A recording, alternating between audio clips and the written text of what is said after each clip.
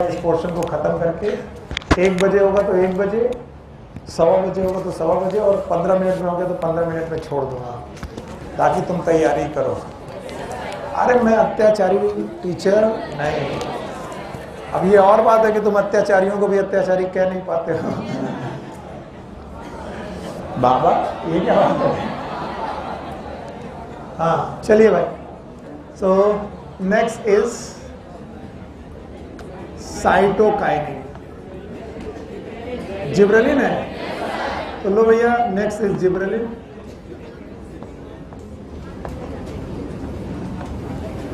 Gibberellin, Gabbar Singh, gibberellin. Okay, gibberellin की discovery में Japan country का लेना देना है और ई कुरुसोवा का लेना देना है और एक फंगस जिब्रेला फ्यूजिकोराई। तो आपको वो फंगस याद ही होगा, नाम था जिब्रेला फ्यूजिकोराई।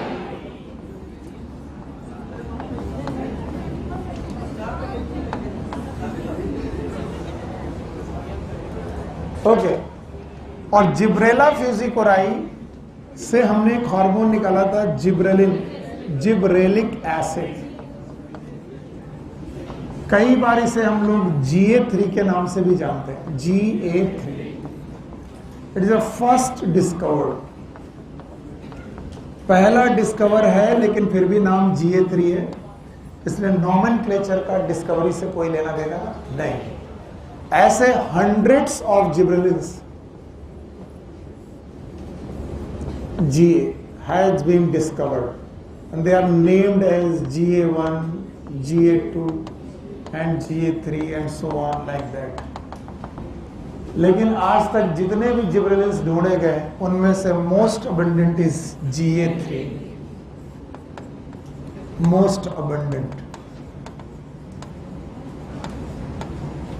अच्छा, आज तक हम लोगों ने ये पढ़ा है कि जिब्रेलिन इस फंगस से निकाला गया, याद है, जिब्रेला फ्यूजिकोराई। आज हम जानेंगे gibberellins can also be secreted by plants.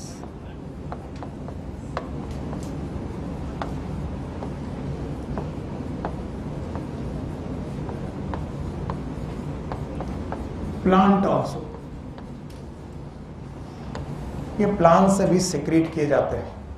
यानी अगर मैं बोलूं फंगस ने सिक्रेट किया, यस फंगस सिक्रेट करता है इसे, लेकिन केवल फंगस सिक्रेट करें ऐसा नहीं है, ये प्लांट भी सिक्रेट करते हैं। ओके, जिब्रेला फ्यूजिकोराई याद होगा, इसी का इम्परफेक्ट फॉर्म भी याद होगा, advance Fusarium मोनेलिफॉर्म।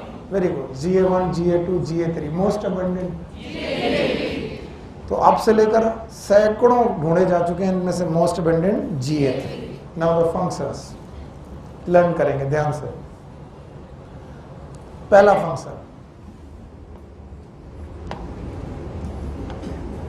GA increases the axis length।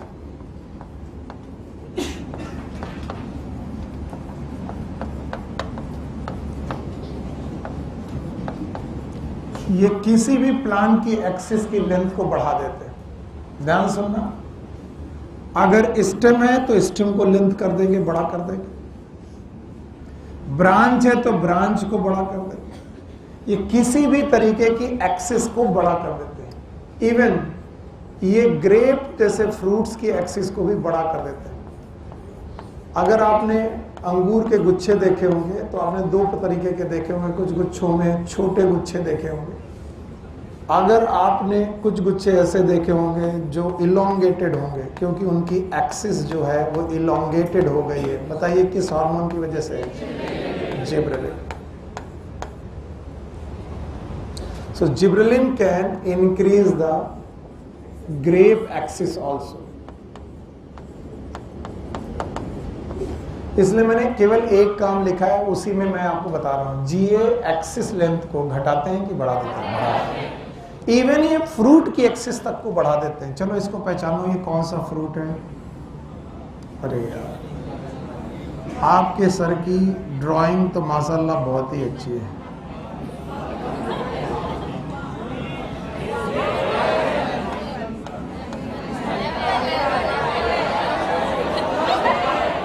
सेब है। अमिया? अरे बेवकूफो, ये अमिया नहीं है, अमरूद है। अच्छा,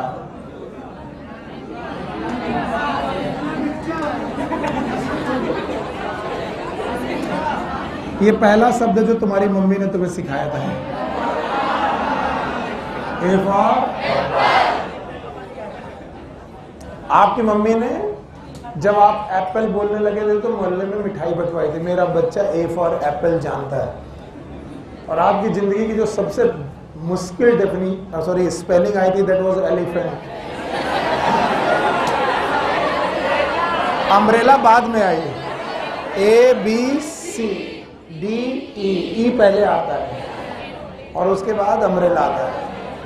तो एलिफेंट जब भी आप बोलने लगे थे तो आपकी मम्मी बोलती थी, देखो मेरे बच्चे को सब ABCD आती थी।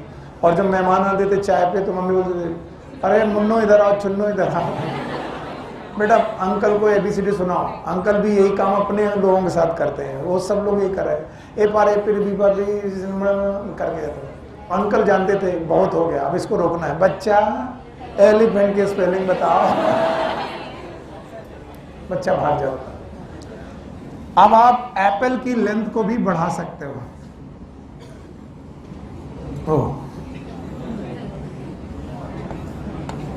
बोले तरबूज है ये? नहीं, बाजार में दो तरीके के सेब हैं, एक छोटा और एक इलोंगेटेड। जो इलोंगेटेड वाला सेब है वो किसी जिब्रेल है। तो याद रखना, they can increase the shape of Apple. ये सब फंक्शन लिखे हैं मैंने, एक ही में तीनों फंक्शन उठा दिए। ये NCERT में लिखा हुआ। ग्रेप के स्टॉक को बढ़ा देते हैं, गुच्छे की लेंथ को बढ़ा देते हैं, इवन वो एप्पल के शेप को बढ़ा करते हैं, फ्रूट की शेप को इंक्रीज कर देते हैं, किसी भी एक्सिस को इंक्रीज कर देते हैं। ये इनका काम है, पहला function. Okay, G increase the axis length, first function. Okay, ठीक, पहला फंक्शन है। दूसरा, दे delay the senescence.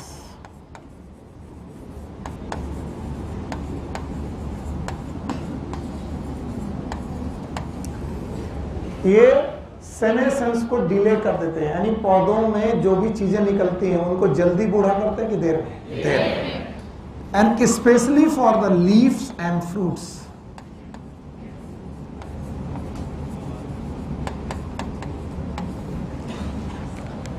And that's why fruit stay upon the plant increases.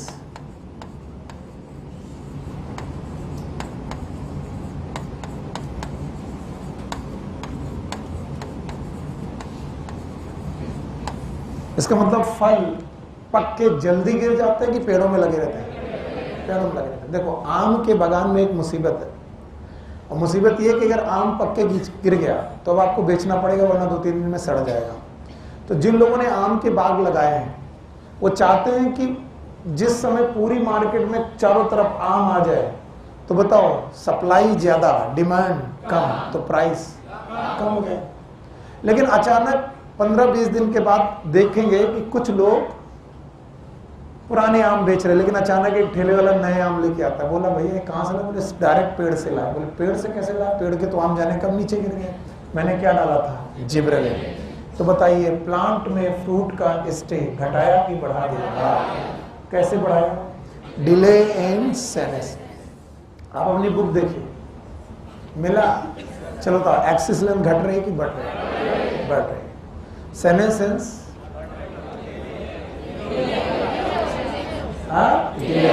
Delay हो रहा है। दूसरा, तीसरा काम, help in flowering.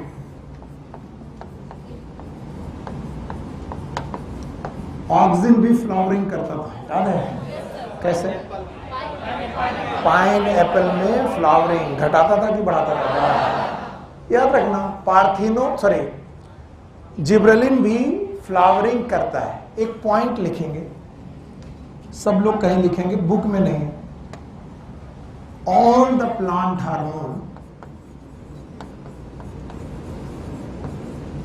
Hormones increases female flower in plant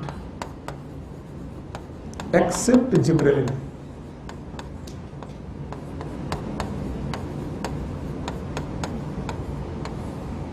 Because gibberellin GA increases male flower.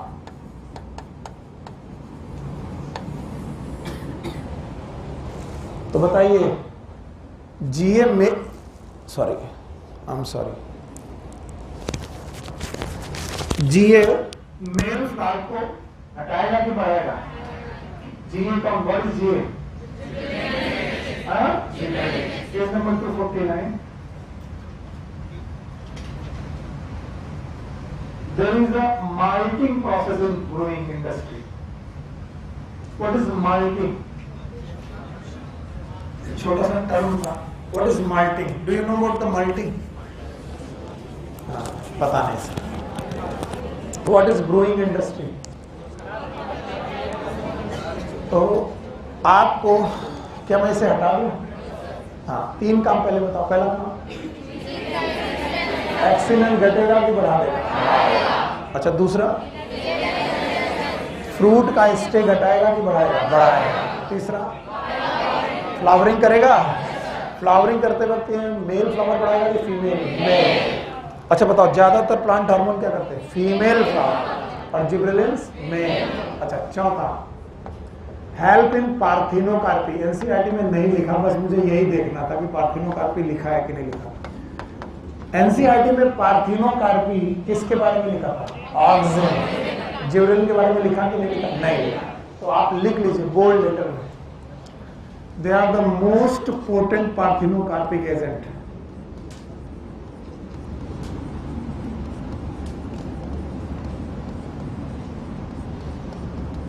बहुत सारे बेवकूफ बैठे होंगे जो सोच रहे होंगे पता नहीं पार्थिनोकार्पी क्या होती है, पर सर बता भी नहीं रहे.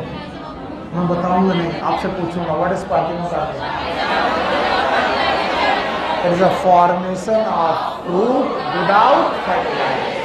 बिना फर्टिलाइजेशन के अगर फ्रूट बने तो ये होता है पार्थिनोकार्पी. तो पार्थिनोकार्पी ऑक्सिन करता था?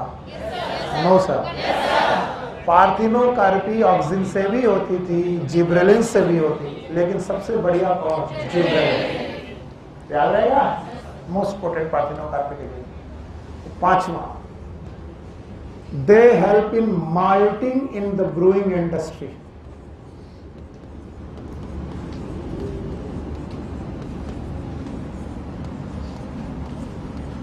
हमने अक्सर लोगों को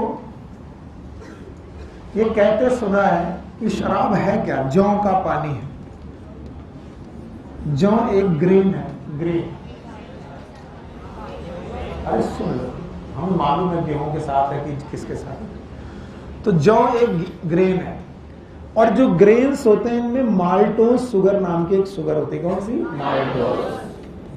और आज मेरे बच्चे रेस्पायरेशन पढ़ चुके हैं तो जानते हैं माल्टोज नाम शुगर जो बनी है, it is made up of glucose. किसकी बनी है? और ग्लूकोज का होगा ग्लाइकोलिसिस. बताओ क्या होगा? पायरुविक एसिड बनेगा.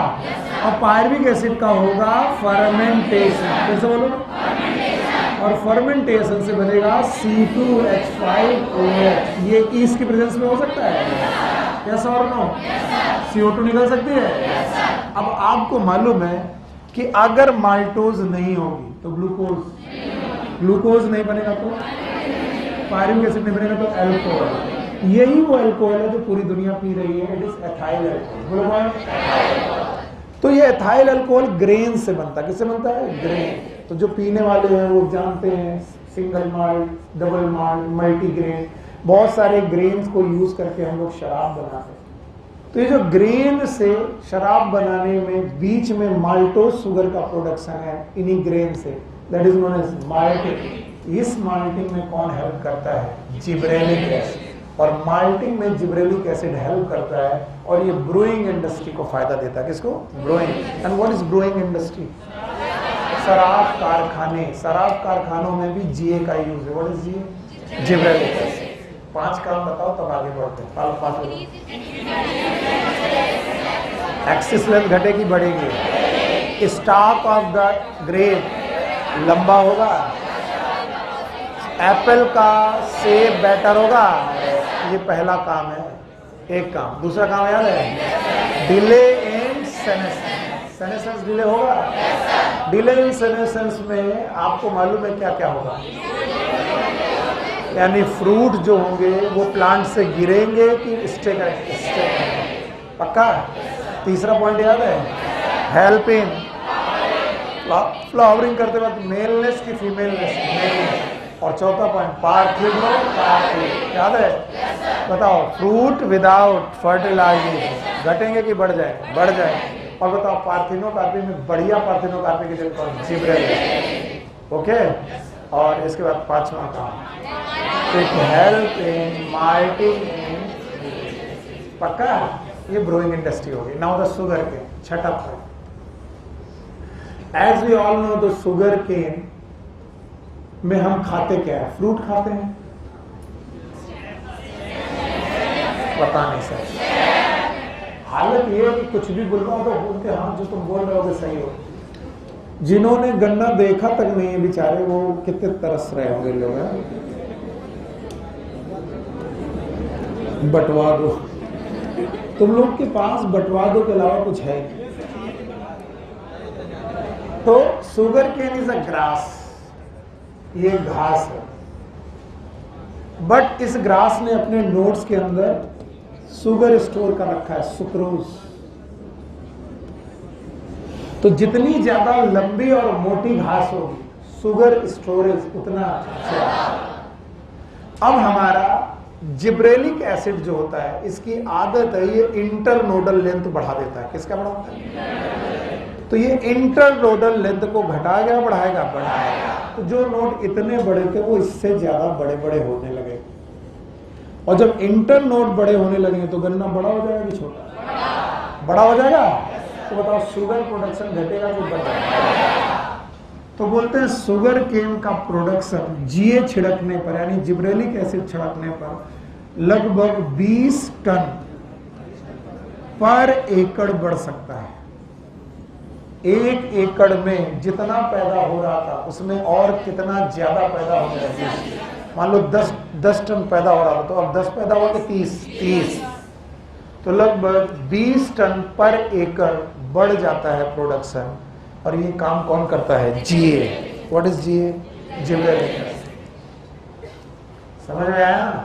तो बताओ शुगर केन इंडस्ट्री में या शुगर केन में शुगर केन का प्रोडक्शन बढ़ाता है कि उसमें शुगर का प्रोडक्शन, शुगर, और शुगर केन का भी प्रोडक्शन बढ़ जाता है। कितना? 20 टन पर एकड़।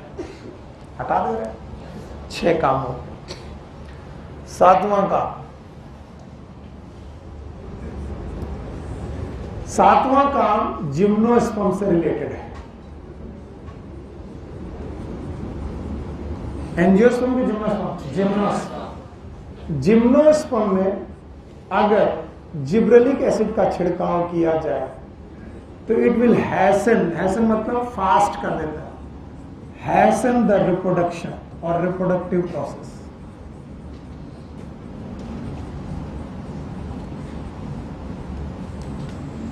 और अर्ली सीड प्रोडक्शन चालू हो जाता है। दुनिया में 2 ही प्लांट है जो सीड बना रहे हैं, जिम्नोस्पर्म, एंजियोस्पर्म। एक नेकेड सीड और एक कवर सीड। नेकेड कौन? Covered seed.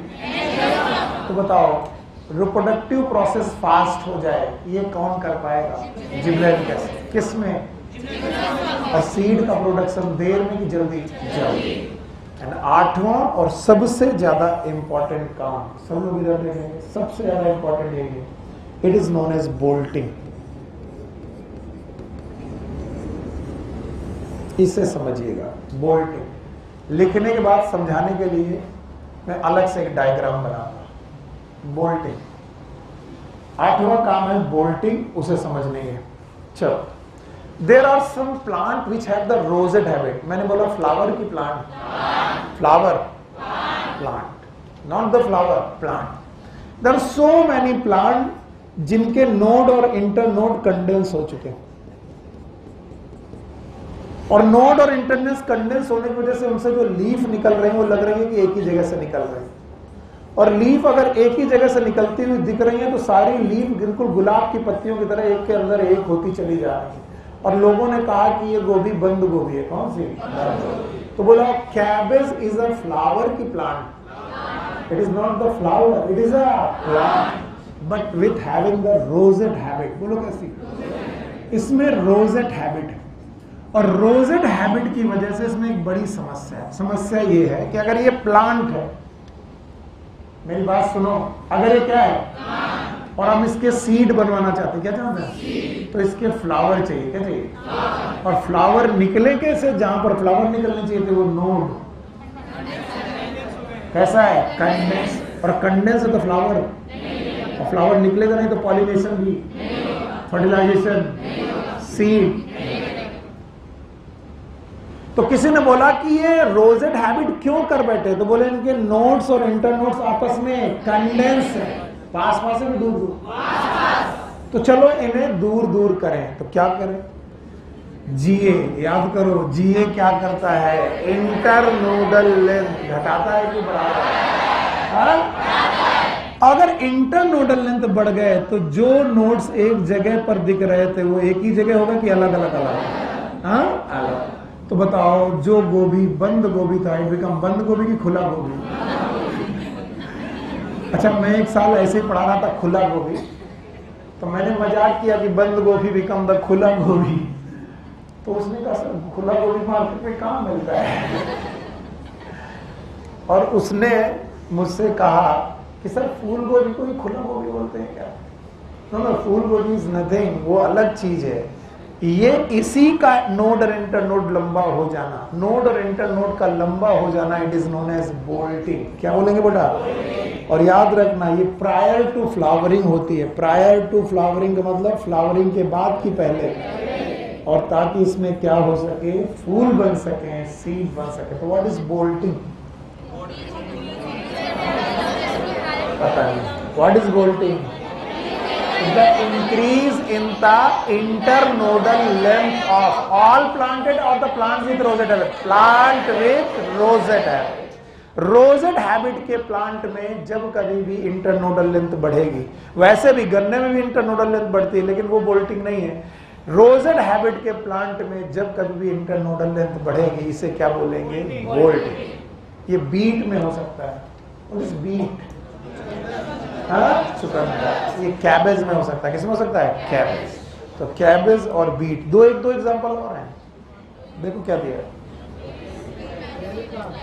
हाँ, बीट, कैबेज और कुछ दिया है? बस?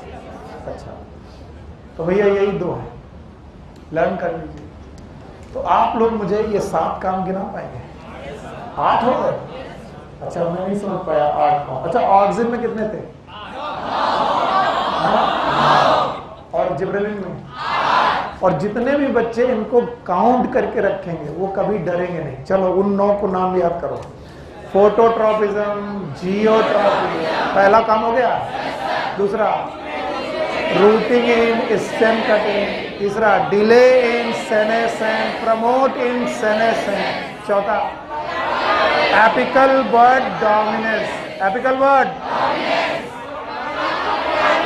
पार्थिनोकार्पी, याद है? जाइलम डिफरेंशिएशन, वीडीसाइड, वीडीसाइड याद है?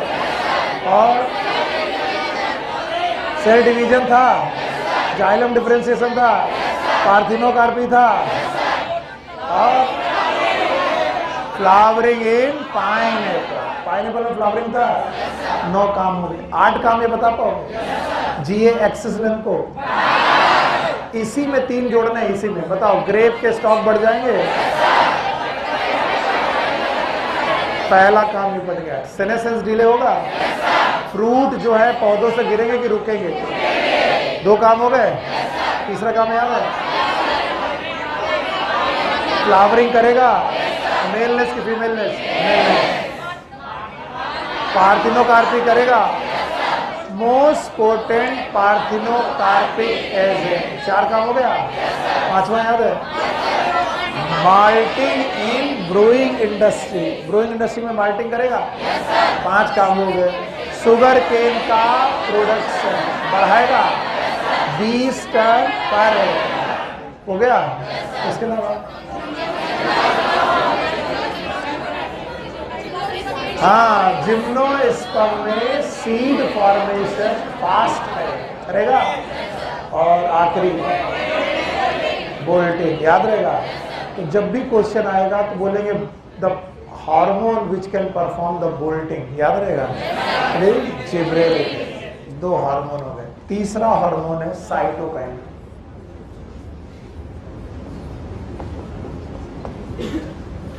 साइटोकाइनिन, ये शब्द साइटोकाइनेसिस से लिया गया है।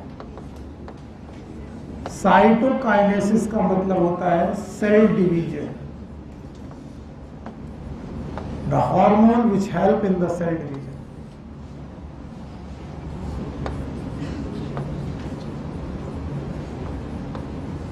Hormone which help in cell division.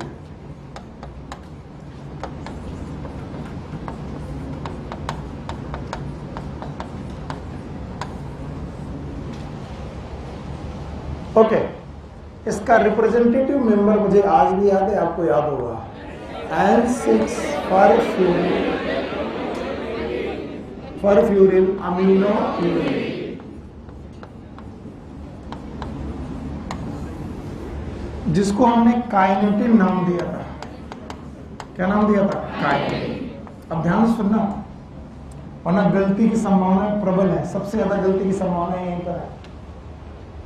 This kinetin has been discovered from herring sperm DNA. Herring sperm DNA।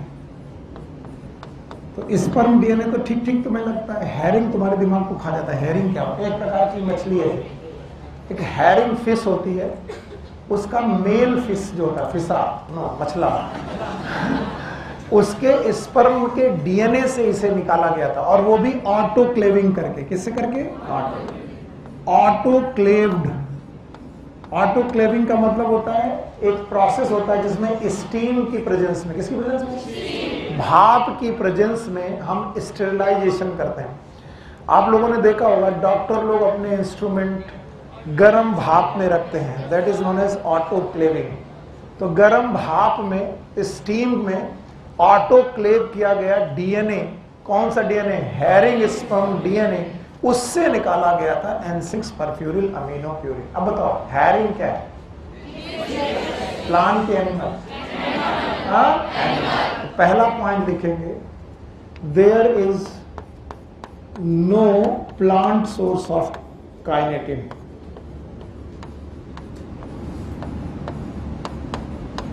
Kinetin का कोई भी प्लांट सोर्स नहीं है। क्या मैंने साइटोकाइनिन कहा? मैंने साइटोकाइनिन नहीं कहा है, वरना तो मेरा गिरेबां कल पकड़ सकते हो। मैंने कभी नहीं कहा कि there is no plant source of cytokinin. मैंने ऐसा नहीं कहा। मैंने कहा there is a no plant source of kinetin. Kinetin का प्लांट सोर्स नहीं। ना काइनेटिन से मिलता जुलता एक सब्सटेंस है, that is known as zeatin. Zeatin जो कि जियामेज से निकाला गया। जियामेज, अब बोलोगे सर जियामेज क्या है? इसे मक्के को बोलते हैं, यानी कॉर्न, भुट्टे को बोलते हैं, मेज को बोलते हैं।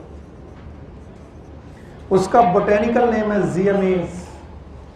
जियामेज से जिएटिन निकाला गया। जियामेज से निकाला गया, इसलिए नाम इसका जिएटिन रखा गया। और ये कोकोनट वाटर से भी निकाला गया। याद है स्कूप ने क्या क्या डाला था? East extract, coconut water, sperm DNA, vascular tissue extract, जिसमें से काइनेटिन कहां से मिला? Sperm DNA. और बताओ जियामेज से क्या मिला? जिएटिन। कोकोनट वाटर से क्या मिला? Zeatin. And now these kinetin and zeatin like substance, everyone ध्यान से, हाथ जोड़ता हूं मैं बहुत मुश्किल में, बहुत देर से जोड़ता हूं। इसका मतलब बहुत इंपॉर्टेंट टॉपिक है। These kinetin and zeatin like of the substances, ऐसे और भी बहुत सारे सब्सटेंस है जिनके ग्रुप का नाम है साइटोकाइनिन। तो cytokinin is a single substance और ग्रुप, और ग्रुप में काइनेटिन भी है और जिएटिन। इसका मतलब साइटोकाइनिन के प्लांट सोर्स भी हैं, एनिमल सोर्स भी हैं। तो मैंने पहले ही बोला प्लांट सोर्स और एनिमल सोर्स दोनों ही सोर्स से साइटोकाइनिन तो मिल सकता है, लेकिन काइनेटिन नहीं मिल सकता। काइनेटिन केवल कहां से मिलता है? एनिमल सोर्स से, प्लांट सोर्स से नहीं। बताओ इसमें आप लोगों ने सही ढंग से समझा कि नहीं, क्योंकि ये डर है मुझे समझ पाए कि नहीं समझ पाए। बताओ N6 परफ्यूरिन अमीनो प्यूरिन काइनेटिन नाम है, कहां से निकाला गया? हेयरिंग स्पर्म डीएनए की ऑटोक्लेविंग की गई। क्या की गई? ऑटोक्लेविंग। स्टेरिलाइजेशन किया गया, स्टीम में रखा गया और उससे निकाला हमने काइनेटिन। काइनेटिन का कोई प्लांट सोर्स है कि नहीं है? तो क्या साइटोकाइनिन का भी प्लांट सोर्स है? क्योंकि साइटोकाइनिन एक सब्सटेंस ग्रुप है, क्योंकि काइनेटिन भी एक साइटोकाइनिन है, जिएटिन भी एक साइटोकाइनिन। इसलिए साइटोकाइनिन के प्लांट सोर्स और एनिमल सोर्स दोनों हैं, लेकिन काइनेटिन के प्लांट सोर्स हैं, एनिमल सोर्स नहीं है। और बताओ जिएटिन कहां से निकाला जाएगा? जीएमएस और कोकोनट। और बोलते हैं साइटोकाइनिन प्लांट में हर उस जगह पर बनता है, हर उस जगह मिलेगा जहां पर भी सेल डिवीजन चल रहा। It is formed by plant part.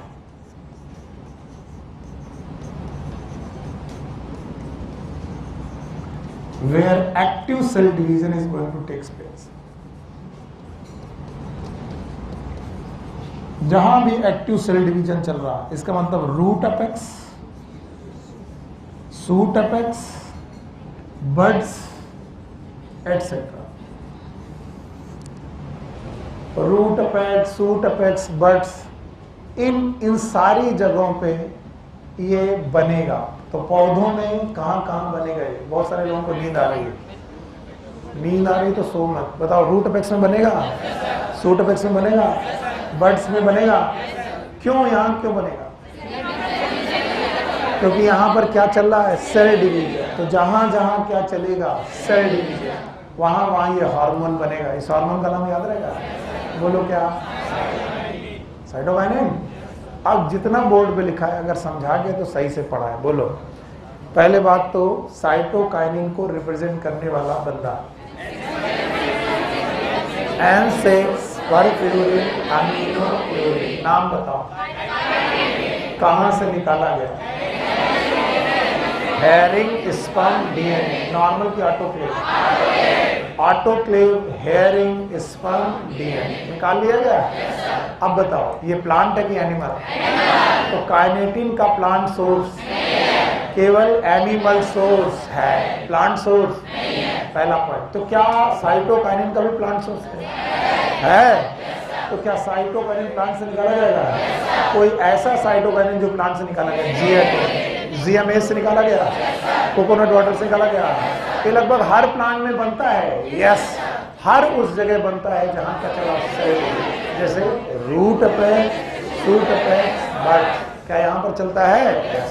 आगे सुनो फंक्शंस, साइटोकाइनिन के फंक्शंस। पहला फंक्शन इंक्रीजेस द सेल, पहला फंक्शन जिसकी वजह से इसकी डिस्कवरी हुई थी, हेल्प इन मॉर्फोजेनेसिस।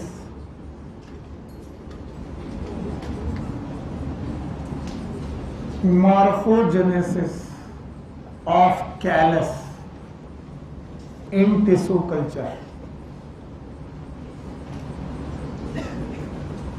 क्या आपको स्कूग एंड मिलर का एक्सपेरिमेंट याद है? कैलस बन रहा था लेकिन रूट स्टेम लीफ क्या डाला गया?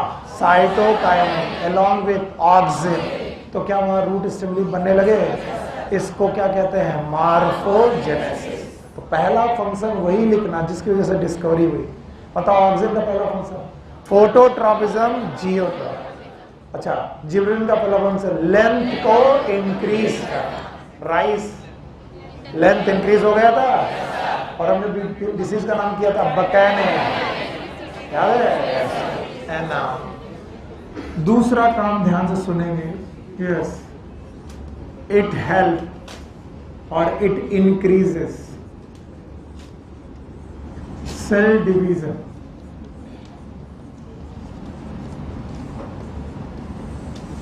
एक तो सेल डिवीजन वाली जगह से बनता है और जहां से बनता है वही काम और बढ़ा देता है, यानी कि सेल डिवीजन को घटाता है कि बढ़ाता है, बढ़ा। तीसरा काम, it increases the number of leaves in plants. Plants में लीव के नंबर को बढ़ा देता है, पत्तियों के नंबर को बढ़ा देता है। चौथा, increases the number of chloroplast in plant, number of chloroplast in leave, sorry.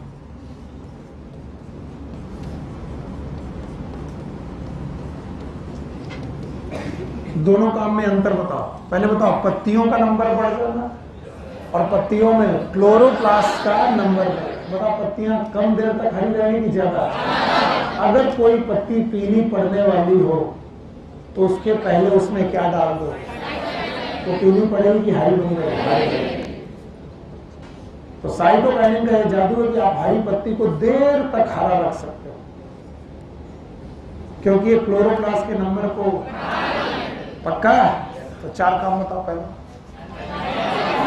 मार्फोजेनेसिस of callus in tissue culture. दूसरा काम, सेल डिवीजन बढ़ाएगा। तीसरा,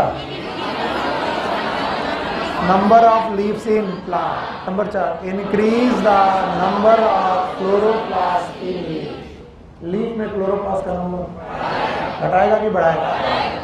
ये चार काम याद रहेंगे। यस। पांचवा, राजन भाई खड़े हो। What is apical dominance?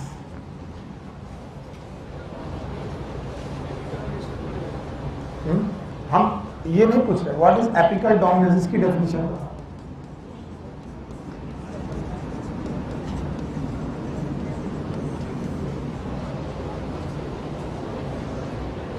Prabhat, what is apical dominance?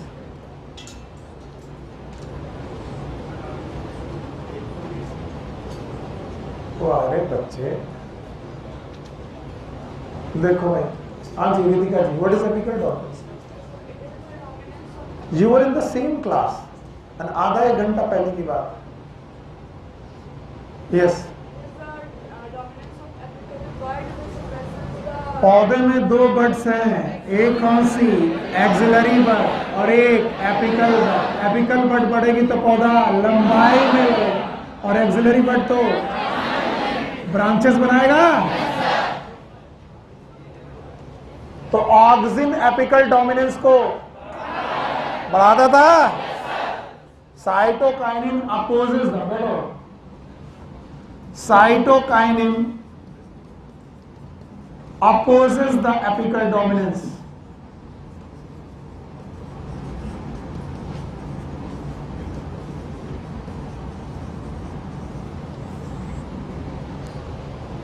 Apical dominance बढ़ जाएगा कि घट जाएगा? तो पौधा लंबाई में बढ़ेगा कि चौड़ाई में? चौड़ाई में नहीं, ब्रांचेस में। इसीलिए छठा काम है, it increases the lateral shoots. Lateral suit, lateral suits का मतलब है ब्रांचेस का नंबर बढ़ा देगा। तो बताओ, अगर चाय के बागानों में तुम्हें एक हार्मोन डालना ही डालना तो कौन से डालोगे? ऑक्सिन की साइटोकाइनिन। कई लोग ऑक्सिन डालने के लिए कह देते हैं ऑक्सिन मत डालना, ऑक्सिन डाला तो चाय के बागान में लंबाई बढ़ेगी, ब्रांचेस नहीं बढ़ेगी। तो याद रखना, आपको चाय के बागान में अगर कुछ डालना है तो लंबाई बढ़ाने के लिए कि ब्रांचेस? ब्रांचेस। और ब्रांचेस बढ़ाने के लिए आपको क्या डालना पड़ेगा? साइटोकाइनिन, क्योंकि वो एपिकल डोमिनेंट को बढ़ाएगा कि अपोज करेगा? अपोज। बढ़ाएगा कि घटाएगा? हटाएगा? हाँ जी जानवी जी खड़ी हो। कोई एक ऐसा मिनरल बताओ जो मास्लो हाइपोथेसिस में सुक्रोज के ट्रांसपोर्ट में हेल्प करता था।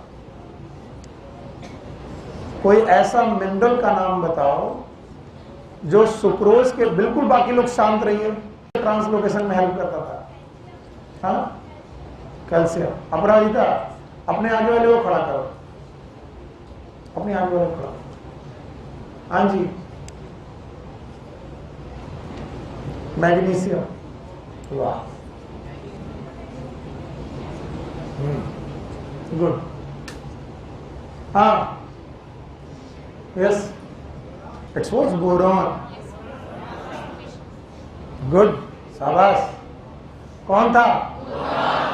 बोरॉन। आज हम लोग मंच मास्लो हाइपोथेसिस को अभी रिवाइज करते हैं। बैठो शाबाश। पहला पॉइंट, मंच मास्लो हाइपोथेसिस में बनता था ग्लूकोज, ट्रैवल कौन करता था? सुक्रोज। सुक्रोज को ट्रैवल कराने में हेल्प कौन करता था? बोरॉन। हाँ? और आज एक प्लांट हार्मोन का नाम लिख रहे हैं, याद रखना। Question 7, point number 7, it help in the carbohydrate translocation और the food translocation. It help in carbohydrate translocation.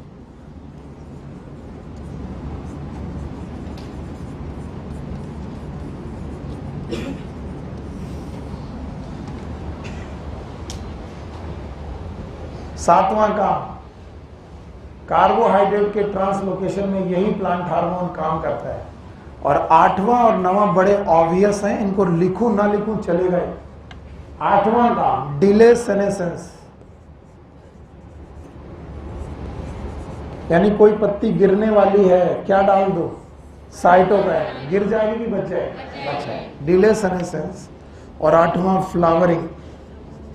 बताओ फ्लावरिंग में मेल फ्लावर की फीमेल? फीमेल। या तो all the plant hormone increases except ABA. ABA तो खैर इनहिबिटर है। ABA क्या है? इनहिबिटर, तो वो तो बढ़ाएगा ही नहीं। बाकी चार बचे, चार में से चारों फ्लावरिंग करेंगे। कौन कौन? Auxin, cytokinin, gibberellin, ethylene. लेकिन चारों में से कौन मेलनेस बढ़ाएगा? जिब्रेलिन, बाकी फीमेल। तो ये 9 काम हो गए आपके साइटोकाइनिन के। ऑक्सिन 9, जिब्रेलिन 8, साइटोकाइनिन हटा दे रहे। हाँ एक बार बिना देखे। पहला मार्फोजेनेसिस इन कैलस ड्यूरिंग टिश्यू कल्चर, पहला काम हो गया। चलो दूसरा,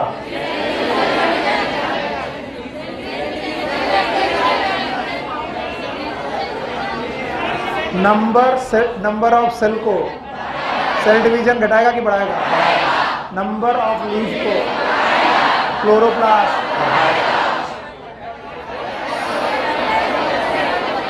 एपिकल डोमिनेंस अपोज कर, सपोर्ट के अपोज। तो बताओ ऑक्सिन सपोर्ट, साइटोकाइनिन अपोज, 5 हो गए।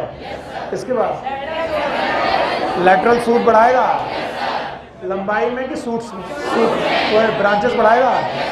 ओके, और कार्बोहाइड्रेट ट्रांसलोकेट करेगा और फ्लावरिंग करेगा, सेनेसेंस डिले। अब तीनों हार्मोन सेनेसेंस को डिले करते थे, एक प्रमोट भी करता था, ऑक्सिन। पर कैसे लोग? पक्का घर जाकर के एनसीईआरटी पढ़ी थी, मिला था पॉइंट? ठीक, thank you very much. This was a cytokinin for you. Cytokinin के बाद आता है इथाइलिन, मोस्ट इंपॉर्टेंट और सबसे ज्यादा शायद इसी में लिखा गया है। इथाइलिन सबसे बड़ा टॉपिक अगर प्लांट हार्मोन में कोई है तो इथाइलिन है। कम से कम 15-16 काम है, यानी एक में 9, दूसरे में 8, फिर तीसरे में 9, इसमें पहले डरा दिया मैंने 15। और 15 को भी मैं कितने धीरे धीरे लिखाऊंगा, ध्यान सुनेंगे। इथाइलिन, पहली बात, ethylene is a gaseous hormone. ये गैसियस हार्मोन है, पहला पॉइंट जो आपको याद रखना है। दूसरा पॉइंट याद रखना है, it is produce by ripened fruit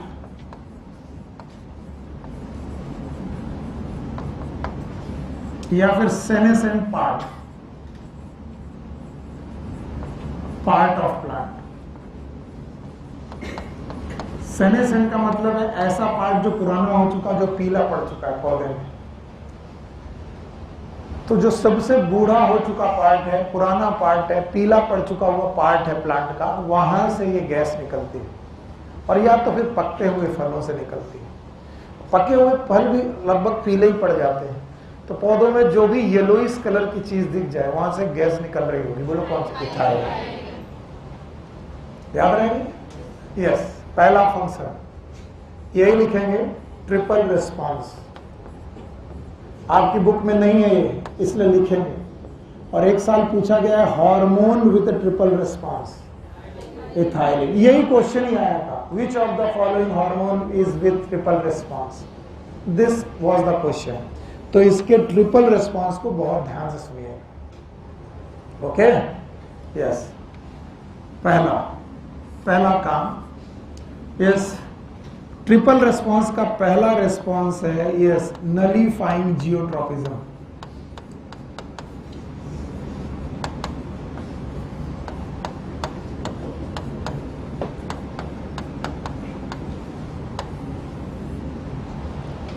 यह शब्द आपको एनसीईआरटी में कहीं मिलेगा ही नहीं। जो मैंने लिखा है नलीफाइंग जियोट्रॉपिज्म, यह शब्द मिलेगा ही नहीं। पर इसके बदले क्या मिलेगा? एवरीवन हियर, अब देखो, कोई जरूरी है देखो, अगर आप कोई सीड डालो तो सबको मालूम है एपिकोटाइल से बनेगा स्टेम। क्या बनेगा? स्टेम। और हाइपोकोटाइल से क्या बनेगी? रूट। रूट किधर जाएगी? और स्टेम कहां जाएगा? ऊपर। ये along the geotropism, yes or no? It is a away. It is a positive or it is a negative? Positive geotropic is root और निगेटिव जियोट्रॉपिक इज स्टेम। पक्का? अगर पौधा ग्रेविटी का सेंस ही भूल जाए, कैसा? तो जो तुम बेटा सीड डालोगे उसकी रूट भी सतह पर ग्रो करे और स्टेम भी सतह पर ग्रो करे, इसका मतलब ग्रोथ होने लगे हॉरिजॉन्टल। फिर से, अगर हॉरिजॉन्टल ग्रोथ होने लगे तो आप समझ लो आपकी पौधा ग्रेविटी भूल गया है, यानी उस पौधे में जियोट्रॉपिज्म है कि नलीफाई हो गया? तो आपकी बुक में लिखा होगा हॉरिजॉन्टल ग्रोथ। देखो कहां लिखा है। हाँ, बुक मुझे एक चाहिए, वरना ये चैप्टर, ये वाला टॉपिक बड़ा मुश्किल हो जाएगा ना। ठीक, यस, पेज नंबर 250 मिला? पेज नंबर 250 में तीसरी लाइन पढ़ रहे हो? क्या लिखा है बोलो? हाँ, influences of ethylene plant include horizontal growth of seedling. Horizontal growth of seedling की जगह पर लिखिए, आप क्या लिखिए? नलीफाइंग जियोट्रॉपिज्म। यानी जियोट्रॉपिज्म है कि नलीफाई हो गया? नली। दूसरा फंक्शन, ट्रिपल रिस्पॉन्स का पहला रिस्पॉन्स, ट्रिपल रिस्पॉन्स में एक रिस्पॉन्स होगा कि तीन? तीन में से एक, जिसको बुक ने नलीफाइंग जियोट्रॉपिज्म, तो उसके बदले क्या लिखा? Horizontal growth of seed. Okay. दूसरा, जब भी पौधा आगे बढ़ेगा तो उसके नोड में स्वेलिंग होने लगेगी। नोड में स्वेलिंग होने लगेगी, नोड मोटे मोटे स्वेल कर जाएंगे। आपकी बुक में नोड स्वेलिंग लिखी कि एक्सिस स्वेलिंग? एक्सिस। तो दूसरा फंक्शन है swelling of the nodes,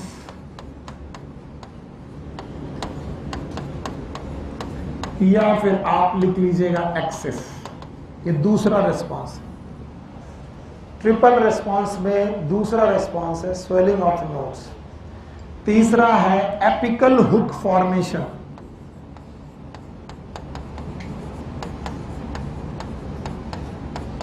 it is a hook like formation of the seedling.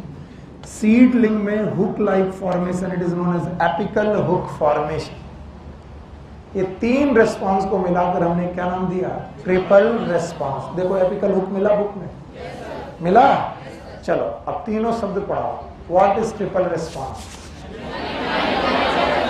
नलीफाइंग geotrope. Book में यही लिखा है, ये नहीं। क्या लिखा है? हॉरिजॉन्टल। दूसरा एक्सिस लिखा है। क्या लिखा है? एक्सिस। मैंने क्या लिखा? नोट। यस। अगर तुम्हें किसी गन्ने में गन्ना नोट पे बड़ा मोटा लगे, बाकी तने पतले लगे, तो समझ जाना यहाँ पर इथाइलिन गैस का प्रभाव है। उसके नोट्स क्या हो गए? मोटे। सॉरी। तीसरा एपिकल हुक फॉर्मेशन। सीडलिंग में जो एपेक्स होगी वो कैसी लगेगी? Hook like. It is known as apical hook formation. It is a line number 3 I think. Swelling of the axis, apical hook formation. 4th line याद है? मिला कि नहीं मिला? ठीक। ओके।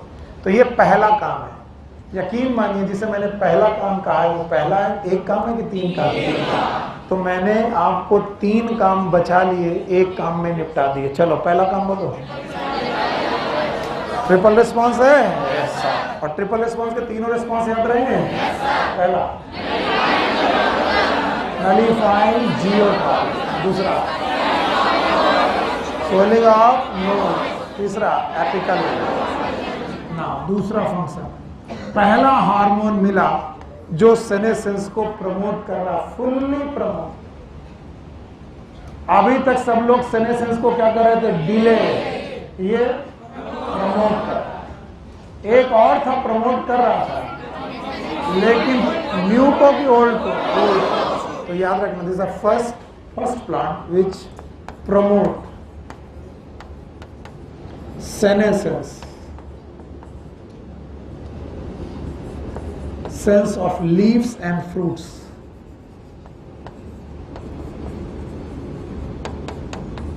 लीव्स और फ्रूट का सेनेसेंस बढ़ा देगा। 2 काम हो गए। तीसरा काम, it help in ripening of the fruit.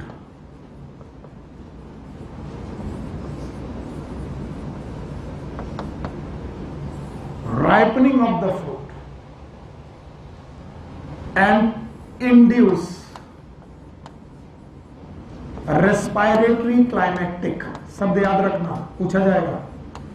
respiratory climactic।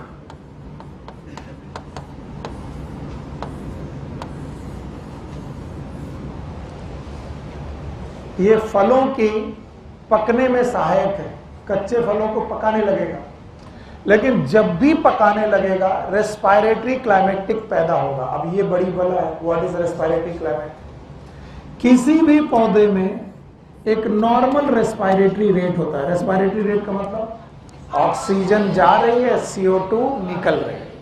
लेकिन अगर उस प्लांट में फल पकने लगे, क्या पकने लगे? फल, फ्रूट अगर पकने लगे, तो बेटा अगर फ्रूट पकने लगे तो याद रखना उसका रेस्पायरेटरी रेट बढ़ जाता है। क्या बढ़ जाता है? क्या?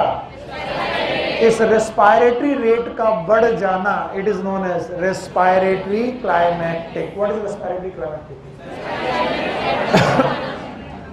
It is a increase in, जवाब चाहिए। It is a increase in respiratory rate. ऐसा ही हो गया। respiratory rate during fruit ripening। Fruit ripening के दौरान रेस्पायरेटरी रेट का बढ़ जाना, it is known as respiratory climactic. कितने काम हो गए? 3 की 4?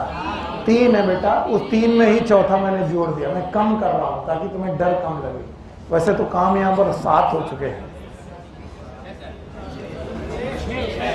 1 2 3 4 5। हाँ 5 हो चुके हैं। 6 हो चुके हैं। 6 काम को हम लोगों ने 3 में कैसे कन्वर्ट किया? कर पाओगे? पहले इतना बताओ तब आगे बढ़ेंगे। पहला काम, कल को आपको किसी भी एग्जाम में आ जाए the hormone with triple response, कर लोगे? तीनों रेस्पॉन्स बता पाओगे? तीनों रेस्पॉन्स उनकी एक्सिस पर हैं। एक्सिस का हुक, एक्सिस का हॉरिजॉन्टल, एक्सिस का नोड्स है। All three response to related with the axis. Axis में क्या बन जाए? हुक, एक्सिस हॉरिजॉन्टल और एक्सिस स्वेलिंग। तो तीनों के काम बताओ। Nullifying the geograph, horizontal growth of seed, एक ही बात है। Apical hook formation, swelling of node की स्वेलिंग। पहला काम ट्रिपल रिस्पॉन्स। सेनेसेंस, डिले की प्रमोट हो गया। तीसरा काम याद है? हाँ?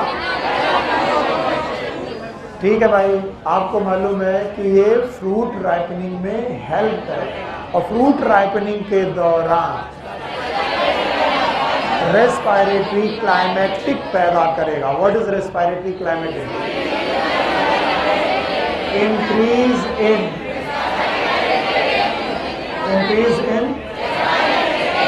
ड्यूरिंग द, पक्का? यस। इस जगह पर आकर के सोचो, इसके कुछ एक्शन तो है प्रमोटर और कुछ इनहिबिटर, जैसे सेनेसेंस, इनहिबिटर। इनहिबिटर हुआ? अच्छा, सेनेसेंस का प्रमोट करना क्या हुआ? इनहिबिटर। और कुछ है प्रमोशन के, प्रमोशन। अभी कुछ फंक्शन केवल प्रमोशन के लेकर आऊं, जिसमें केवल ये ग्रोथ को प्रमोट करना है। पहला, चौथा ethylene break the dormancy of seed.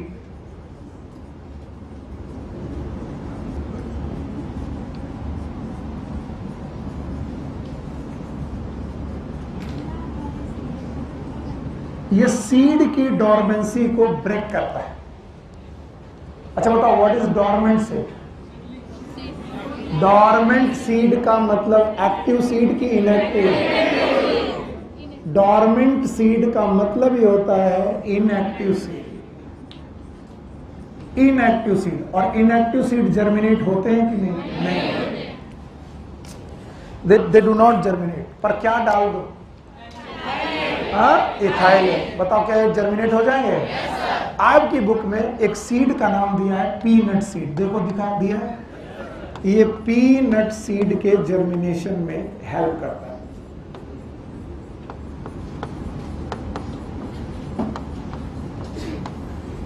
इसके अलावा ये स्प्राउटिंग ऑफ पोटैटो को मदद करता है।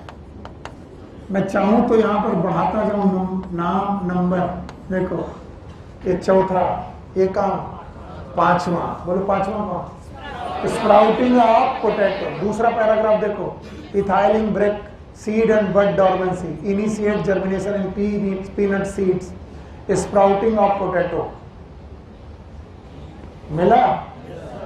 चलो इतना बताओ, 5 काम बताओ। पहला काम, चौथा काम, ethylene break the dormancy of seed. Okay, इसके बाद स्प्राउटिंग ऑफ पोटैटो। पोटैटो में कई बार आपको यहाँ पर बड्स लगने लगते हैं, it is known as sprout. पकड़ा? तो भाई ये 2 काम हो। अच्छा, आप सबको मालूम है कि जो राइस के पौधे होते हैं वो पानी में डुबा कर लगाए जाते हैं। नो सर, पता है ना भाई? राइस 2 तरीके से किया जाता है। पहले उसकी बनाते हैं पौध बनाते हैं, तो सीड से बना लेते हैं। जब पौध बन जाती है तो उसकी रोपण करते हैं। रोपण करने के लिए पानी भरा होना चाहिए। पानी नहीं हुआ तो ये रोपे नहीं जाएंगे और पैदा नहीं होंगे। तो इनमें सबसे ज्यादा डर ये रहता है कि अगर पौधे की रोपाई के दौरान पौधा पानी में गिर जाए, बताओ बचेगा कि सड़ जाए? तो हम चाहते हैं उनकी जड़ें तो नीचे रहे, लेकिन स्टेम और पत्तियां ऊपर। तो इसलिए इथाइलिन काम आता है। छठा काम, ethylene increases internodal length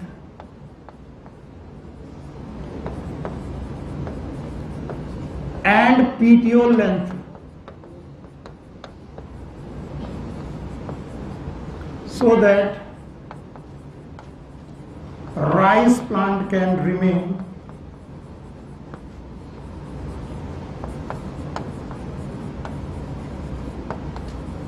above the water.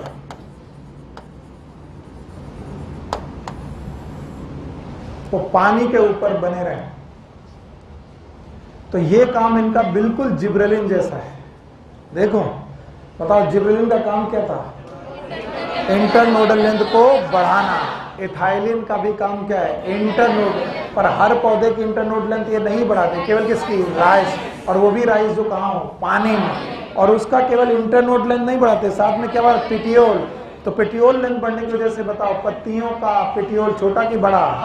तो बताओ पत्तियां पानी के अंदर के ऊपर? ऊपर। तो आपका राइस का पौधा पानी के ऊपर रख सके इसके लिए तुम जिब्रेलिन डालोगे, इथाइलिन? इथाइलिन। और अगर इथाइलिन ना मिले तो क्या डालो? जिब्रेलिन, क्योंकि जिब्रेलिन भी एक्सिस की लेंथ को बढ़ाता है।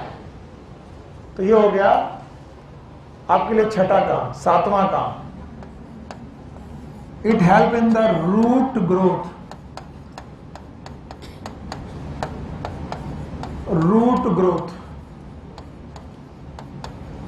And root hair formation.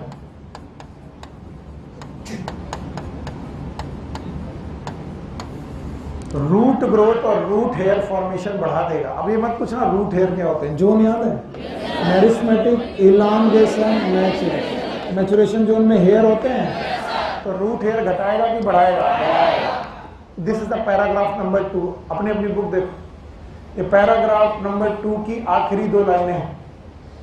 Ethylene also promote root growth and root hair formation, thus helping the plant to increase their absorption surface। बताओ पौधा अपना एब्जॉर्प्शन सरफेस घटा रहा है कि बढ़ा रहा है? मिल गया? ठीक है, ओके। कितने काम बताओ? 7। 7 नहीं है ये, 9 है। 9 नहीं 10 है। जिनको ये 7 लग रहे हैं वो समझ जाएंगे कितने हैं? 10। चलो अब कुछ लोग सो गए और वो सोचते हैं कि मैं छोड़ दूंगा। I am most cruel in this term. इस तरीके के हिसाब से मैं सबसे ज्यादा क्रूएल हूँ। बार बार मुझे रिवाइज करना अच्छा लगता है। मम्मी कसम किसी ने बुक देखी, 2 पैराग्राफ पढ़ने हैं जब तक मैं बोल रहा हूँ। पहला रिपल रिस्पॉन्स, जल्दी से बोलो। रिपल रिस्पॉन्स, अरे आराम से बोलो। बोलो क्या? रिपल रिस्पॉन्स हो गया? शाबाश। दूसरा नलीफाइंग जियोट्रॉप। रिपल रिस्पॉन्स तो नहीं, तीनों वो रिस्पॉन्स तुम पढ़ लो। बताओ। दूसरा डिलेइंग सेनेस तो हो गया। तीसरा राइपनिंग ऑफ फ्रूट, कुछ लोगों के दिमाग से उड़ चुका है। Ripening of fruit, respiratory climate. चौथा याद है?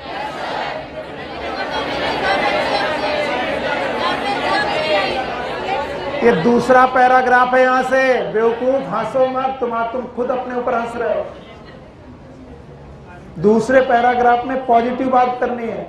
बताओ डॉर्मेंसी कम होगी, पीनट सीड का जर्मिनेशन चालू होगा, स्प्राउटिंग ऑफ पोटैटो होगा, राइस के पौधे पानी में डूब के मर जाएंगे, मरेंगे, ऊपर आएंगे। क्यों? इंटरनोड लेंथ घटाएगा कि बढ़ाएगा? और एक शब्द याद रखना, रैपिड इंटर। रैपिड शब्द याद रखना। जिब्रेलिन उतनी तेजी से नहीं बढ़ाता, इथाइलिन बहुत तेजी से इंटरनोडल लेंथ बढ़ाता है। रैपिड इंटरनोडल लेंथ, पिटियोल की लेंथ भी बढ़ाएगा। राइस का प्लांट नीचे रहेगा कि ऊपर? ऊपर। रूट ग्रोथ करेगा, रूट हेयर का फॉर्मेशन करेगा, सरफेस एरिया घटेगा कि बढ़ जाएगा? बढ़ जाएगा। एब्जॉर्प्शन एरिया बढ़ जाएगा। तो हमें लग रहा तो हमारे ऊपर एहसान करो। अभी कल क्वेश्चन जब यही आएंगे तो तुम्हारी दिमाग की बत्ती नहीं चलेगी। कल नहीं आएंगे, कल नहीं आएंगे। बताओ और क्या? 7 हो गया। 8वां सुनो, function number 8, help in flowering.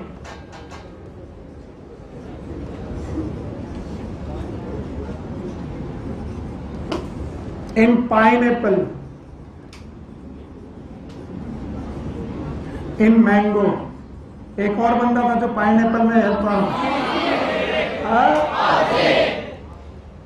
पक्का।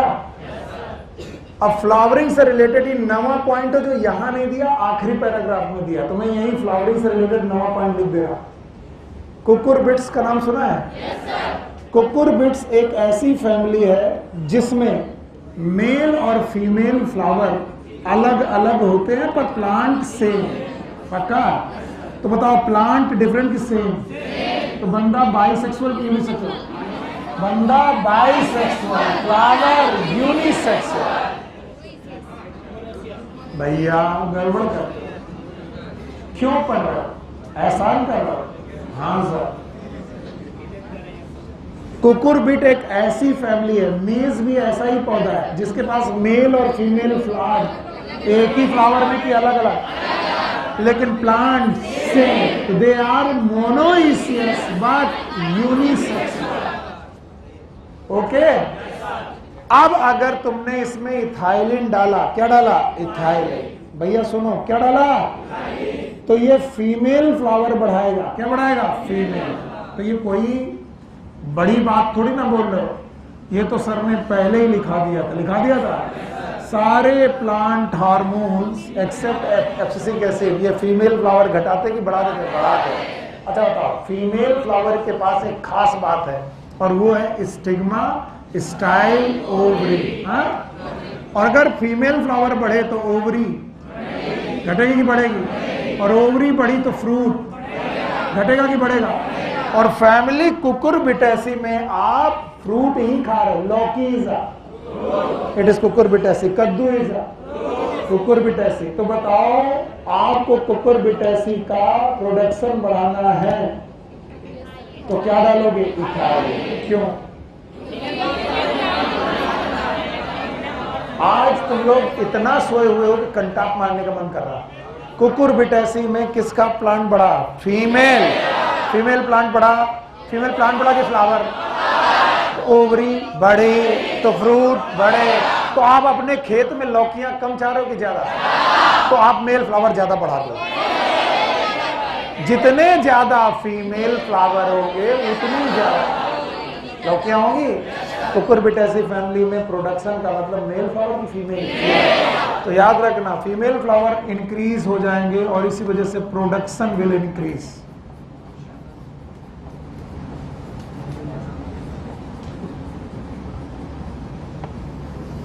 ये नवा काम है। 9 फंक्शन नंबर 9 पढ़ा पाओगे? Yes. Help in the flowering of the pine Apple, mango. और पाइन एप्पल में ये फ्रूट सेटिंग यानी फ्रूट के बनने को भी सिंक्रोनाइज करता है। सिंक्रोनाइज करता है। तो ये 10वां काम लिखना चाहिए, लेकिन मैंने इसको 9वें में ही निपटा दिया, 8वें में ही निपटा दिया। तो पाइन एप्पल में फ्लावरिंग भी करेगा और synchronization of the fruit setting. जो पहले फ्रूट आया है वो पहले पके, जो बाद में आया वो बाद में पके। ये कौन ध्यान रखेगा? इथाइलिन। सिंक्रोनाइजेशन। पेज नंबर पढ़िए 250। तीसरा हम लोग पढ़ रहे हैं। Ethylene is also used to initiate flowering for the synthesis and synchronizing fruit set in pineapple.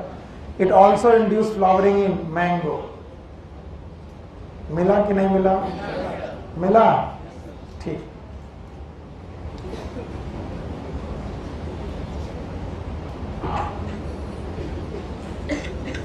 Okay. तो ये 9 काम पहले आप लोग लर्न करो। ये 9 है, 12 ये 13 भी है। ओके, बाकी तुम्हारी मर्जी। अब सुनो, हटा रहा हूं। अब एक सब्सटेंस आता है मार्केट में, लोगों ने इथेफोन।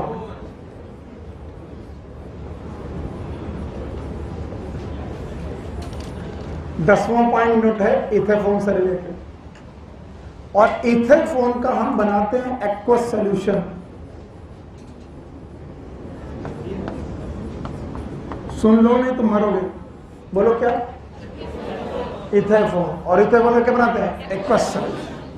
और इस एक्वस सोल्यूशन को हम डालते हैं प्लांट में। किसमें? ज्यादातर लोग सोचते हैं कि इथेफोन इट इज ना sprinkle on the fruit. No, लोगों को लगता है कि इथेफोन फलों में डायरेक्ट डाल के पका दिया जाता है। नहीं, फिर से सुनो, जागो जागो जागो जागो। मैं कच्चा केला लेके आ गया प्लांट से तोड़ के, और उन कच्चे केलों को पकाने के लिए इथेफोन यूज नहीं हो, उसके लिए कार्बाइड चाहिए। क्या चाहिए? Carbide, that will produce ethylene, that will produce. लेकिन अगर ये केला प्लांट में ही लगा है, कहां पर, और लगा हुआ प्लांट का केला मैं प्लांट में ही पकाना चाहता हूं, लेकिन आर्टिफिशियल तरीके से, किससे? तो मैं केले को तोड़ूंगा, उस पौधे को क्या डालूंगा? इथेफोन। तो इथेफोन केले में डालूंगा, फलों में? प्लांट।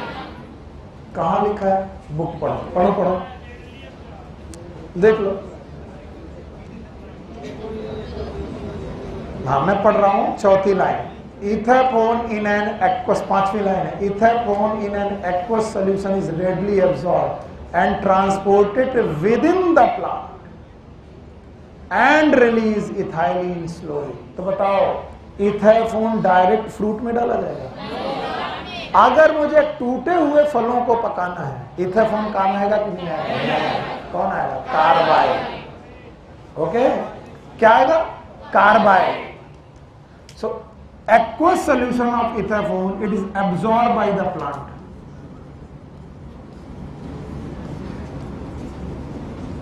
और फिर it will release ethylene and which help in artificial fruit ripening.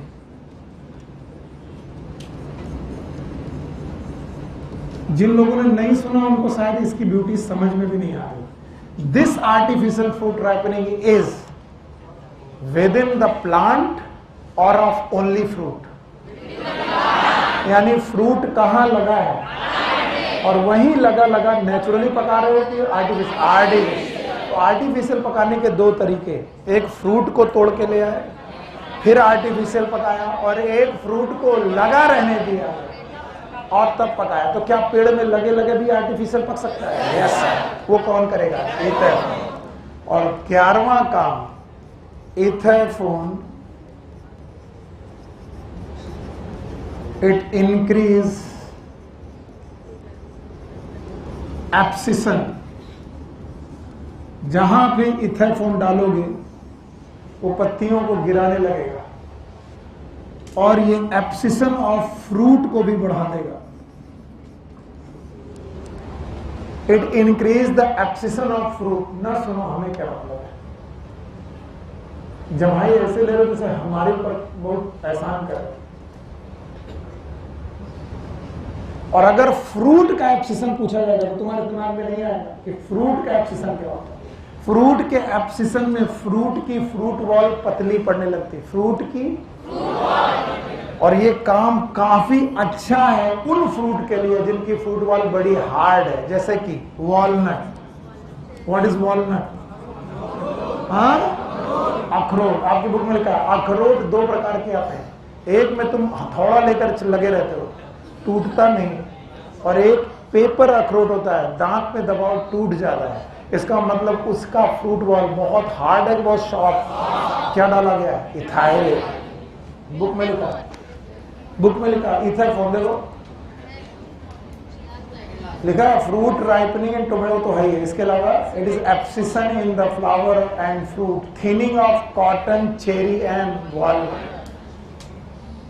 Walnut, cherry and cotton.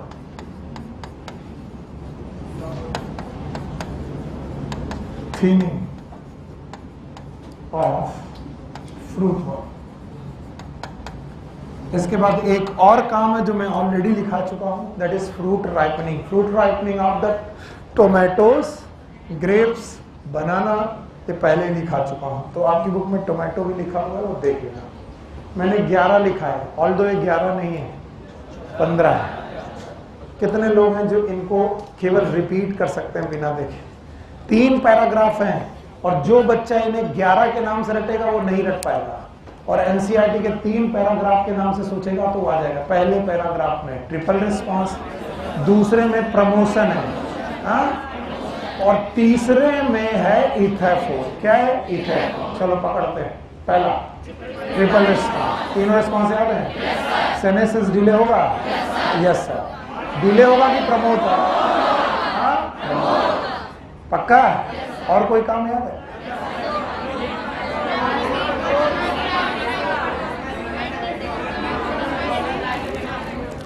पढ़ो पढ़ो। Ethylene highly effective in fruit ripening और रेस्पिरेटरी क्लाइमेट। जब तक ये 11 पॉइंट आप पढ़ नहीं लेते मैं बैठा हूं, आराम कर रहा हूं। मेरा कोर्स तो पूरा हो ही गया और 1 बज गया, बैठ नहीं सकते। चलो केवल आंख बंद करो, बंद करो और पहला पॉइंट सोचने की कोशिश करो। आंख बंद करो सब लोग। ट्रिपल रिस्पॉन्स, तीनों रिस्पॉन्स दिख रहे हैं आपको? तीनों एक्सिस से रिलेटेड है? तीनों एक्सिस से रिलेटेड है, बस इतना काफी है। डिले इन सेनेसेंस है, promote in senescence.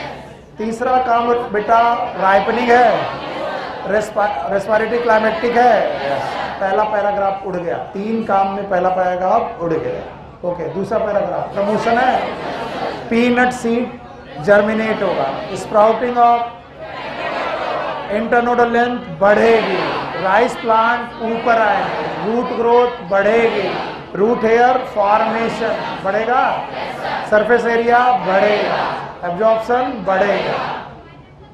Pine Apple में फ्लावरिंग और फ्रूट सेटिंग, और बेटा मैंगो में भी फ्लावरिंग, कुकुरबिट में भी फ्लावरिंग, मेल की फीमेल, प्रोडक्शन डाटा की बढ़ गया, एब्सिशन बढ़ेगा। इथेफोन याद है? आर्टिफिशियल फ्रूट राइपनिंग एजेंट है जो डायरेक्ट फ्रूट में यूज किया जाता है। बस यही जादू है, ये डायरेक्ट फ्रूट में यूज, किसमें? प्लांट में। प्लांट में इसको एक्वा सोल्यूशन डाला जाता है। एक्वा सोल्यूशन जो डाला गया है क्या वो रेडली एब्जॉर्ब होता है और स्लोली स्लोली गैस निकालता है? ये आर्टिफिशियल राइपनिंग है, लेकिन फ्रूट को तोड़ा। क्या टूटे हुए फ्रूट को भी पकाया जा सकता है? By carbide. और क्या ये thinning of the fruit wall करेगा? चेरी वॉल पक्का। And now the last is ABA, abscisic acid.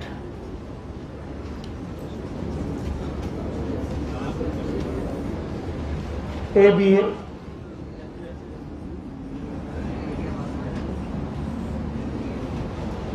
okay,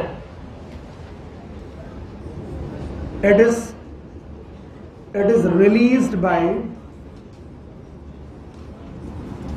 senescent part। हर उस पार्ट से निकलेगा जो पीला पड़ रहा है या बूढ़ा हो रहा है, प्लांट का पार्ट, सेनेसेंट पार्ट। पहला फंक्शन डिक्रीज सेल डिवीजन, ये सेल डिवीजन डिक्रीज कर देगा। दूसरा काम डिक्रीज सेल डिफरेंशिएशन,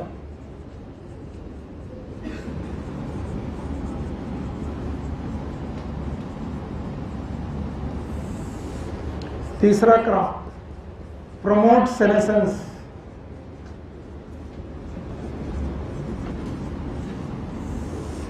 चौथा काम प्रमोट एब्सिशन। दोनों में अंतर है, पौधे में लगे लगे पीला पड़ जाना इट इज सेनेसेंस, और पौधे से टूट जाना एब्सिशन। तो सेनेसेंस भी बढ़ाएगा, एब्सिशन भी बढ़ाएगा। सेल डिवीजन तो बढ़ाएगा कि कम करेगा? कम करेगा। और सेल डिफरेंशिएशन भी कम करेगा। याद रखना, if plant is in stress, stress याद आया? कब होता है प्लांट स्ट्रेस में? Water absorption, transpiration. अगर एब्जॉर्प्शन कम और ट्रांसपायरेशन, तो पानी जा कम रहा है, निकल, तो क्या हमें स्टोमेटा बंद करने चाहिए? तो पांचवा काम यही है, इट क्लोज स्टोमेटा, ये स्टोमेटा को क्लोज करेगा, and that's why it is known as stress hormone. बोलो। और जितने भी प्रकार की स्ट्रेस होंगी प्लांट में, उन सारी प्लांट को स्ट्रेस को ये काम करेगा। और याद रखना, this is the only one hormone, it is almost उल्टा टू द GA। उल्टा मतलब antagonistic, it is antagonistic to gibberellic acid. ये जिब्रेलिक एसिड का बिल्कुल उल्टा काम करता है। इसका मतलब इट डिक्रीज फ्लावरिंग। काम था 5, छठा काम है फ्लावरिंग को डिक्रीज करना। 7वां काम है सीड डॉर्मेंसी।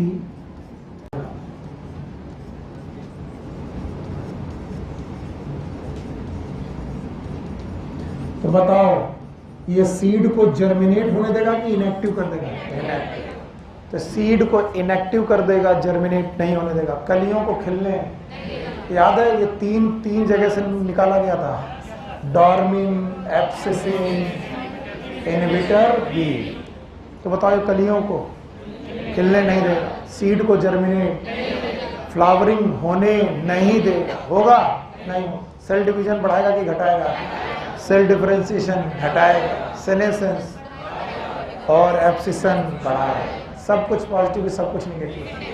तो एक अकेला हार्मोन है जो पूरी तरीके से निगेटिव है। 3 ऐसे हार्मोन थे जो पूरी तरीके से पॉजिटिव थे, ऑक्सिन, साइटोकाइन। एक ऐसा हार्मोन था जो पॉजिटिव भी था, निगेटिव थे। उसके कुछ काम पॉजिटिव थे, कुछ निगेटिव थे। So these are the functions of the hormones. Okay, हटा दें ना? 1 मिनट हो गया। Now, in functions of all hormones,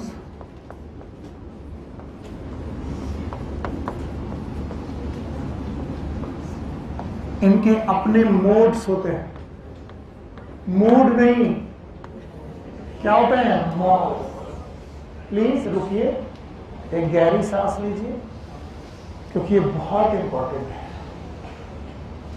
her plant, बेटा बदतमीजी तो करना नहीं, क्योंकि मैं इस मूड में नहीं। और अगर मैंने तुम्हें लोकेट कर लिया तो पटक के मारूंगा फिर। बदतमीजी। हर हार्मोन के काम करने के अपने मोड्स होते हैं।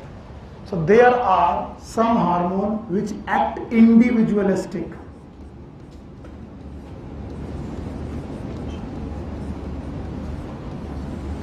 यानी कोई एक हार्मोन एक काम करेगा जो केवल वही करता है और कोई नहीं करता। अगर कोई हार्मोन एक काम कर रहा हो, उसके अलावा उस काम में किसी दूसरे हार्मोन का कोई दखलंदाजी नहीं, ये काम क्या कहलाएगा? इंडिविजुअलिस्टिक। कैसा काम? जैसे fruit ripening is the individualistic work of ethylene, none other than ethylene. Okay, कुछ काम ऐसे होंगे जो सिनर्जिस्टिक होंगे। 2 लोग एक काम को एक साथ कर रहे हैं और एक दूसरे को सिनर्जिस्टिकली एक साथ कर रहे हैं। जैसे मैं कहूं delay in senescence, delay in senescence, बोलो। ऑक्सिन कर रहा है और साइटोकाइन कर रहा है और जिब्रेलिन कर रहा है। कुछ लोग हैं एक काम को एंटागोनिस्टिक करेंगे।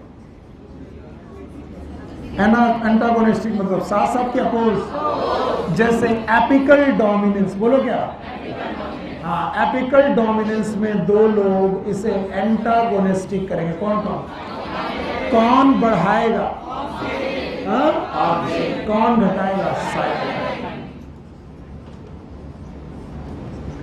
और कुछ हार्मोन है, कुछ काम कॉम्प्लीमेंट्री करेंगे, कॉम्प्लीमेंटरीली।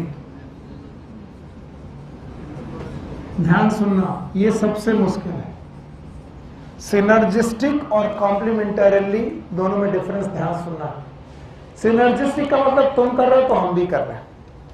अगर तुम अकेले होगे तो भी सेनेसेंस डिले हो जाएगा, हम अकेले होंगे तो भी सेनेसेंस डिले हो जाएगा, लेकिन अगर हम तीनों होंगे तो भी डिले हो जाएगा सेनेसेंस। इसका मतलब है तीनों अकेले भी कर सकते थे, साथ साथ भी कर सकते। लेकिन अगर कोई काम कॉम्प्लीमेंटरी है, कैसा है, तो दो लोग मिलकर कर रहे हैं, तो उन दो लोगों में से दोनों को प्रेजेंट होना जरूरी है, तभी कॉम्प्लीमेंटरी बोले। जैसे यहां पर अगर अकेले ऑक्सीजन हो, काम हो जाएगा? नहीं होगा। अगर साइटोकाइनिन हो जाएगा, जिबरेलिन हो जाएगा, तीनों हो तो हो जाएगा। तो इट इज सिनर्जिस्टिक। लेकिन व्हाट इज कॉम्प्लीमेंटरीली? जैसे मैं बोलूं कि टिश्यू कल्चर में कैलस बना था, क्या बना था? कैलस। अब इस कैलस से मुझे प्लांट बनाना है, क्या बनाना है? प्लांट। तो अगर इसमें ऑक्सीजन हो अकेले तो होगा कि नहीं होगा? अगर इसमें साइटोकाइनिन अकेले हो तो भी नहीं होगा। इसका मतलब ना अकेले साइटोकाइनिन इसे कर पाएगा, ना तो अकेले ऑक्सीजन। इसका मतलब इसमें साइटोकाइनिन भी होना चाहिए, ऑक्सीजन भी। यानी कौन तीसरे काम को कॉम्प्लीमेंट कर रहा? ऑक्सीजन के काम को कॉम्प्लीमेंट कौन दे रहा? साइटोकाइनिन। और साइटिन के काम को ऑक्सीजन। तो इनके मोड ऑफ फंक्शन बहुत तरीके के होते हैं। पहले बोलो, इंडिविजुअलिस्टिक, सिनर्जिस्टिक, एंटागोनिस्टिक, कॉम्प्लीमेंटरी। कोई काम अपोजिट तरीके से किया जाए, एंटागोनिस्टिक साथ साथ किया जाए, सिनर्जिस्टिक अकेले किया जाए, और मिल के किया जाए। साथ साथ करना अलग बात है, मिल के करना। तुम भी पढ़ रहे हो, हम भी पढ़ रहे हैं, दोनों लोग पढ़ रहे हैं, इट इज साथ साथ पढ़ना। लेकिन मिल के पढ़ने का मतलब ये हुआ कि उस चैप्टर का आधा पोर्शन तुम पढ़ लो, आधा हम पढ़ लें, दोनों बीच में नकल कर लेंगे। ये क्या हुआ? साथ साथ की मिल के। याद रहेगा? तो ये तो कितने तरीके के मोड हैं? 4। पहला इंडिविजुअलिस्टिक, सिनर्जिस्टिक, एंटागोनिस्टिक। पक्का? अगर तुम्हारी हिम्मत बची ना हमारी। तो प्लांट हार्मोन यहीं पर खत्म होते हैं। फोटो पीरियोडिज्म पढ़ना है, पढ़ना तो है ही। चलो अब मंडे को मिलो, मंडे को फोटो पीरियोडिज्म वर्नलाइजेशन खत्म कर देते हैं, और इसके बाद ह्यूमन फिजियोलॉजी ट्यूसडे से। ठीक? कहाँ है प्रतीक बाबू?